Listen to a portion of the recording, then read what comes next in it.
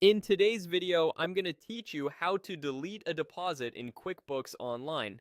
If you've recorded a deposit by mistake, maybe it's a duplicate or it went to the wrong account, you can safely remove it so your books reflect the right balance. I'll guide you through the exact path in QuickBooks Online and share a few tips to avoid common pitfalls. First, open QuickBooks Online and sign in. From the left navigation, move your mouse over the accounting section. This is where all of your accounts live. Click Chart of Accounts. You're going to look for the bank or cash account where the deposit was originally posted. Take a moment to confirm the account name matches where that money would have landed, such as your checking account. On the right side of that account's row, click View Register. The register is a running list of every transaction posted to that account. Scroll to locate the specific deposit you want to remove. You can sort by date to get close quickly, and if you see a small R in the status column, that means the deposit was part of a reconciliation. Deleting it will unbalance that period, so make a note to re-reconcile afterward or consult your accountant. Click the deposit to expand its details.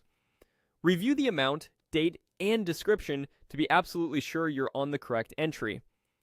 If the deposit was created from multiple customer payments, deleting it will return those payments to undeposited funds, so you can rebuild the deposit correctly later. When you're ready, select Delete. QuickBooks will ask you to confirm. Choose Yes to complete the deletion. The deposit disappears from the register, and your account balance updates immediately. After deleting, take a quick look at your register balance and any open customer payments to confirm everything lines up with your bank activity. If you removed a reconciled item, plan to address that difference the next time you reconcile. And if your books are shared with an accountant, they'll see the change in the audit log. That's it. You opened QuickBooks, went to accounting, used the chart of accounts to access the correct bank register, selected the deposit, clicked delete, and confirmed with yes. With a careful review before you confirm, you'll keep your bank register clean and accurate. Thanks for watching.